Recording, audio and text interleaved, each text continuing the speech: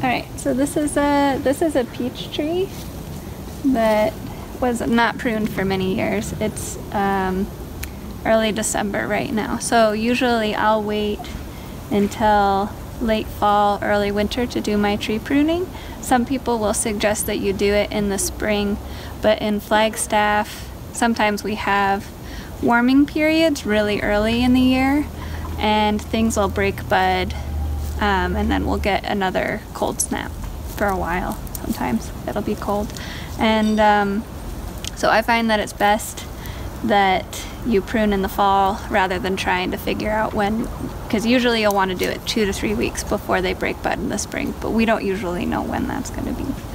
So basically what you're trying to do is you're trying to make it so that your tree ideally has a nice upright center and then the branches come off at 45-degree angles.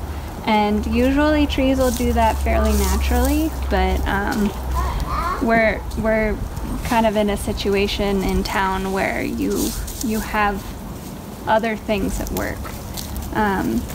So I'm just going to show you kind of what I'm looking to prune off of this.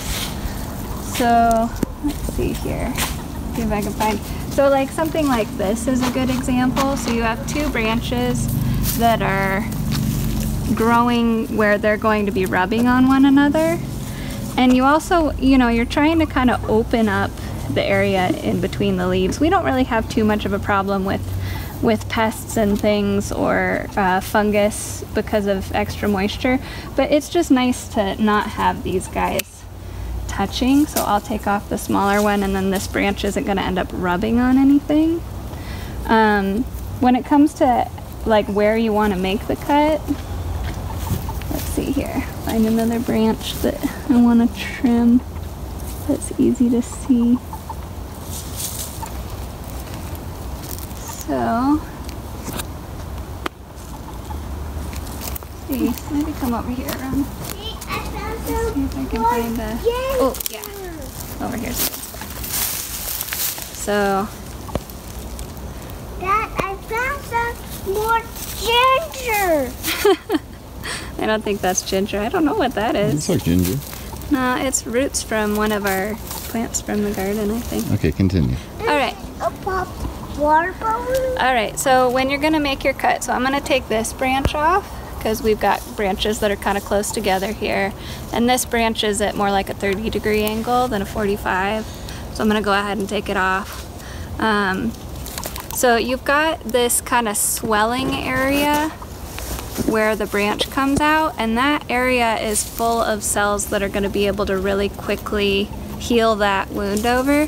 So if you accidentally cut that swelling off, it's going to really slow down how quickly the plant is going to heal. But also, so if I made a cut like that and I just left it, this, no matter basically what I do, this is going to die back down to here.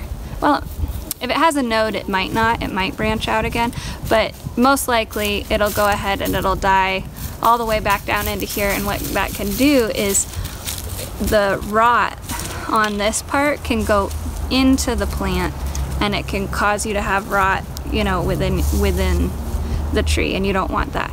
So you're gonna cut at about a 45-degree angle depending on the angle of the branch. But basically you just want to take off all the branch, but you want to leave that swelling. So that's pretty good. I don't want to get too much closer. So that swelling, as the tree grows, it'll just come up and it grow feels like over a fat hump. How else would you describe it? I don't know, a swelling. It's just a swelling. Okay. I don't know. All right, that's okay. You can just use that word. But it is, you know, sometimes you'll have trees where it's not as obvious, and what you just want to make sure you're doing is you're not cutting it so that you're like totally flush with the branch. You should be leaving just like a tiny area where those cells can go ahead and grow up back up over that. That makes sense. Cool.